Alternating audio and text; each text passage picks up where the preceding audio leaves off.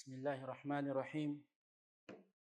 الحمد لله رب العالمين، صلى الله وسلم وبارك على عبده ورسوله نبينا محمد وعلى آله وصحبه أجمعين. أما بعد، السلام عليكم ورحمة الله وبركاته.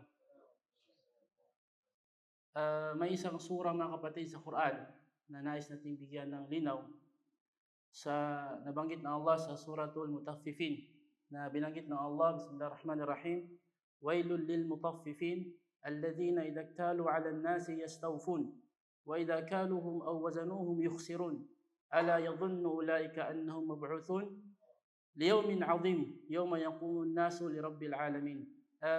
Itong mga aya na ito mga kapatid, bigyan natin ng paliwanag sa tafsir mismo na nabanggit sa tafsir al-Muyassar. Ito ay tafsir na pinagtulungan ng maraming mga ulama.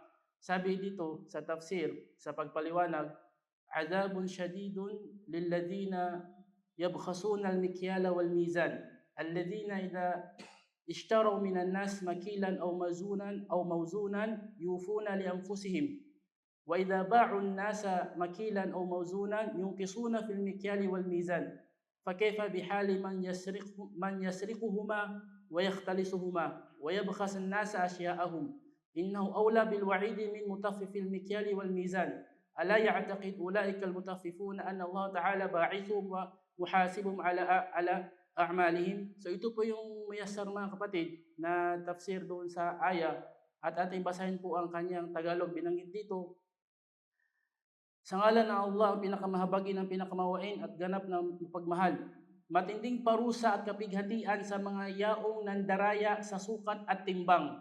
Matinding parusa at kapighatian sa mga yaong nandaraya sa sukat at timbang. Yaong kapag sila ay kumukuha ng pagsukat sa ibang tao, ay kumukuha ng ganap at wastong sukat. Ibig sabihin, kapag sila yung bumibili, gusto nila na talagang tama yung timbang. Na mga yaong kapag sila naman ay bumili sa mga tao, ay kumbaga sila yung kapag sila yung bumili sa mga tao ng bagay na sinusukat o hindi kaya ay tinitimbang, ay hinihingi para sa kanilang mga sarili bilang karapatan ng hustong timbang. Ngunit kapag sila ay nagbibigay ng pagsukat o ng pagtimbang sa kanila, ay nagdudulot ng kawalan dahil ito ay kinukulangan. Ibig sabihin, itong mga uri ng tao, kapag sila yung bumibili, gusto nila tamang sukat. Kapag sila naman yung nagtitinda, binabawasan nila ng sukat. Ito yung mga tao na mga mutaffifin mga kapatid, na para sa kanila yung parusa sa araw ng paghukom. So, ito yung kagandahan ng Islam na pinagbabawal ng Islam kung ano yung mga pagkuha ng karapatan ng mga tao. Ito ay halimbawa din sa mga nagtatrabaho na kulang ang kanilang pagtatrabaho, pero kung sila ay makasingil ng sweldo ay wagas, dapat kumpleto talaga. Pero yung kanilang trabaho, Allahumma musta'an, ay kulang-kulang.